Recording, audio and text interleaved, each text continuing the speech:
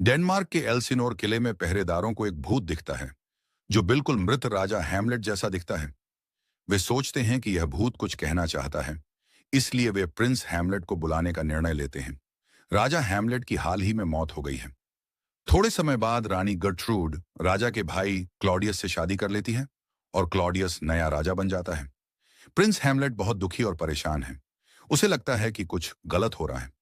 लायर्टीज अपनी बहन ओफेलिया को चेतावनी देता है कि हैमलेट के प्रेम पर भरोसा न करे, यह सच्चा नहीं हो सकता। उनके पिता पोलोनियस भी सहमत होते हैं और ओफेलिया को हैमलेट से दूर रहने को कहते हैं। रात में हैमलेट उस भूत को देखता है और भूत उसे बताता है कि क्लॉडियस ने उसकी हत्या की थी, उसके कान में जहर डालकर। भूत हैमलेट से कहता है कि वह बदला ले। हैमलेट चौंक जाता है और फैसला करता है कि वह पागल होने का नाटक करेगा ताकि कोई उसकी योजना पर शक न करे। वह अपने दोस्तों होरेशियो और मार्सेलस से भूत के बारे में चुप रहने को कहता है। ओफेलिया अपने पिता पोलोनियस को बताती है कि हैमलेट अजीब तरह से व्यवहार कर रहा है। पोलोनियस को लगता है कि हैमलेट प्रेम में पागल हो गया है और वह यह बात राजा को बताने जाता है। क्लॉडियस और गर्ट्रूड हैमलेट की पागलपन की वजह जानना चाहते हैं।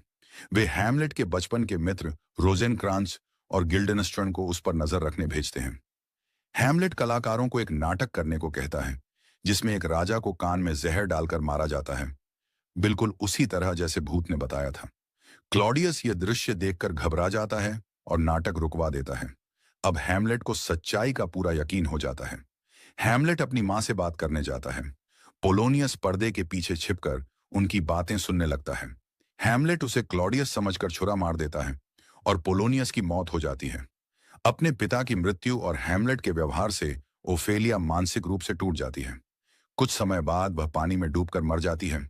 शायद यह आत्महत्या है। पोलोनियस का बेटा लायर्टीज वापस आता है और बदला लेना चाहता है। क्लॉडियस उसे हैमलेट के खिलाफ इस्तेमाल करता है और एक हत्या की योजना बनाता है।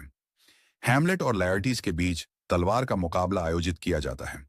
लायर्टीज की तलवार में जहर लगा होता है और क्लॉडियस ने जहरीली शराब भी तैयार रखी है। मुकाबले के दौरान दोनों को जहरीली तलवार से चोट लगती है। रानी गर्ट्रूड गलती से जहर भरी शराब पी लेती है और मर जाती है। मरते समय लायर्टीज पूरी साजिश बता देता है। हैमलेट गुस्से में क्लॉडियस को मार देता है और थोड़ी देर बाद वह खुद भी मर जाता है। मरते समय वह अपने दोस्त होरेशियो से कहता है कि दुनिया को उसकी कहानी बताएं। नॉर्वे का राजकुमार फोर्टिनब्रास डेनमार्क पहुंचता है और नया शासक बन जाता है। कहानी राजशाही के दुखद अंत के साथ खत्म होती है।